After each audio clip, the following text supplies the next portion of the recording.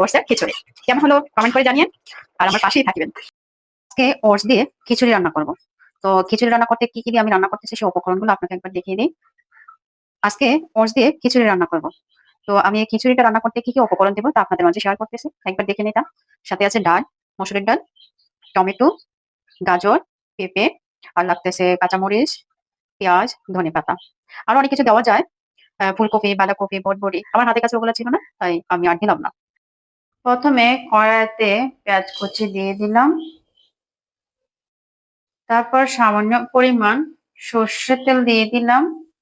আপনারা olive oil দিতে পারেন অথবা ঘিও দিতে পারেন। বাদামি কালার হওয়া আগ পর্যন্ত পেঁয়াজ কুচিটা ভেজে নেব। যখন বাদামি কালার হবে তখন আমি এক এক করে উপকরণগুলো দিয়ে দেব। পেঁয়াজটা বাদামি কালার হয়ে গেছে, এখন এগুলো সব একসাথে দিয়ে দিলাম, দিয়ে কিছুক্ষণ ভেজে নেব।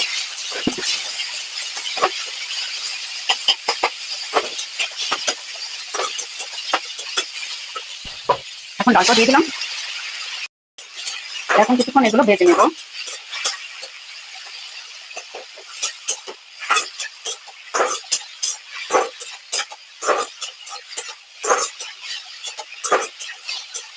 দিয়ে দিব আদা বাটা আর রসুন বাটা, স্বাদ মতো লবণ, মরিচের গুঁড়া, হলুদের গুঁড়া, জিরা ফাঁকি দিয়ে দিলাম। এখন সবগুলো একসাথে মিলিয়ে নিব, নাড়াচাড়া কিছুক্ষণ করে নিব যাতে সবগুলো একসাথে ভালো করে মিশে যায়।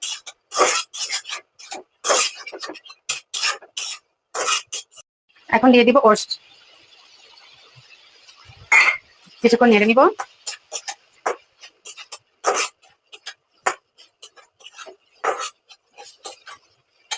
এখন পরিমাণ মতো পানি দিয়ে দেবো। আমরা যেমন লাট্টা খিচুড়ি খাই না, ওরকম ভাবে আর কি খাবো, আর ওরকম ভাবে খিচুড়িটা রান্না করবো যাতে গলে যায়। আর এটা রান্নার পরে মনে হবে যে এটা ওটস দিয়ে রান্না করিনি, চাউল দিয়ে রান্না করেছি। অনেক মজা হয়। আর যারা ডায়াবেটিস রোগী তাদের জন্য তো এই খাবারটা একদম উত্তম। তাদের খাবারের মেনুতে এই খিচুড়িটা রাখতে পারে, অনেক ভালো হবে, অনেক হেলদি, সুস্বাদু। একটু পর পর নেড়ে দিতে হবে, তা না হলে আবার তলানিতে লেগে যাবে। ওটস তো তলানিতে খুব দ্রুত লেগে যায়। আমার ওটসও সিদ্ধ হয়ে গেছে, প্লাস যে ডালটা দিয়েছি ডালটা সিদ্ধ হয়ে গেছে। দেখেন সবজিগুলো কি সুন্দর সিদ্ধ হয়ে গেছে। এখন আমি ধনেপাতা কাঁচামরিচ দিয়ে একটু নেড়ে চেড়ে উঠিয়ে নেবো। আর ঘনত্বটা দেখেছেন কতটা সুন্দর হয়েছে। এই যে ধনেপাতা দিয়ে দিলাম, সাথে কিছু কাঁচামরিচ দিয়ে দিলাম। হয় খাবারের সাথে খাবো, না হয় ফ্লেভার। আর কাঁচামরিচের ফ্লেভারটা এত ভালো, এত সুন্দর আসে যে খুব ভালো লাগে। এখন কেমন হলো আমার খিচুড়ি কালারটা দেখেন, সুন্দর হয়েছে না? মাশাআল্লাহ অনেক সুন্দর হয়েছে। আর ঘনত্বটা অনেক, আর এরকম ঘনত্বে রেখে দেবো কারণ ঠান্ডা হলে এটা আবার অনেক অনেক গাঢ় হয়ে যাবে। ঠিক আছে, তো হয়ে গেল আমার ওটসের খিচুড়ি। কেমন হলো কমেন্ট করে জানিয়ে আর আমার পাশেই থাকবেন।